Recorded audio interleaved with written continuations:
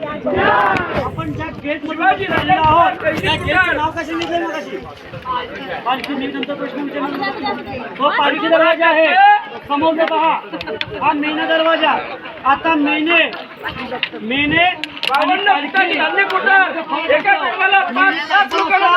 आपण आजही पालखी बसतो पण असं की नाही, म्हणजे राजघराच्या स्त्रिया मेन्यात बसून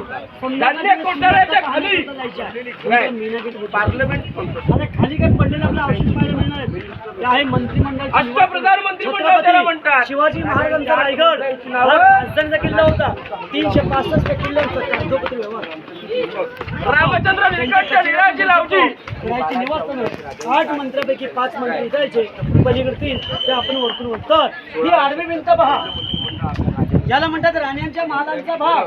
तर हा एक मोठा प्रश्न पडतो, आपल्या महाराजांना राण्या किती होत्या कोण सांगेल? 8 महाराजांना राणी 8. त्यांची पहिली राणी पटराणी सईबाई त्या राजगडावर यायच्या. त्यांचं रायगडावर कधी येणं झालंच नाही, कारण की का छत्रपती संभाजी महाराज वयाच्या 2 वर्षाच्या राणा त्यांचं निधन राजगडावर झालं.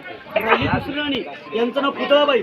छत्रपती शिवाजी महाराजांच्या हौस जिजामाता यांना रायगड किल्ल्याचं उतरत्या वयानुसार हवामान सहन होत नव्हतं म्हणून पायथ्याला पाचाड म्हणून गाव आहे, तुम्ही तिकडे आलं बरोबर की नाही. त्या पाचाडमध्ये आऊसाहेबांसाठी एक वाडा बांधलाय, 9 एकरचा वाडा आहे. आणि त्यांच्या सेवेसाठी पुतळाबाई राहायच्या. राहिल्या 6 जणी, या 6 जणी एकीकडे राहायच्या.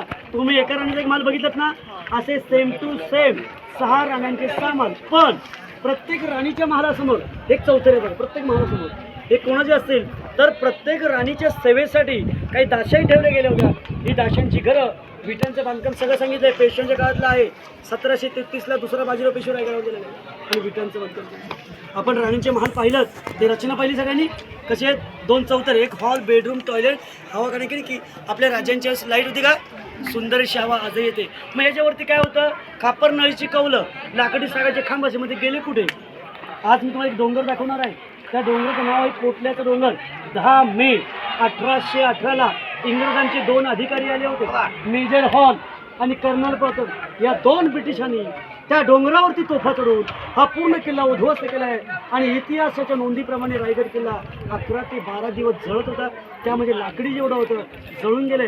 आज फक्त पडलेल्या भिंतीचे अवशेष पाहायला मिळणार आहेत.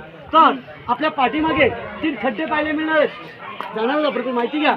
एक 22 फूट, एक 20 फूट, एक 15 फूट. याला म्हणतात कैद्यांची कोठडी. ज्यांनी दंगामस्ती, पितुरी, चोरीमारी केली की त्याच्या याच्या आतमध्ये 8 दिवस ठेवायचे. 8व्या दिवशी जर गुन्हा कबूल नाही केला त्याला इथून काढायचे, टकमक टोकावून येऊन फेकून द्यायचे.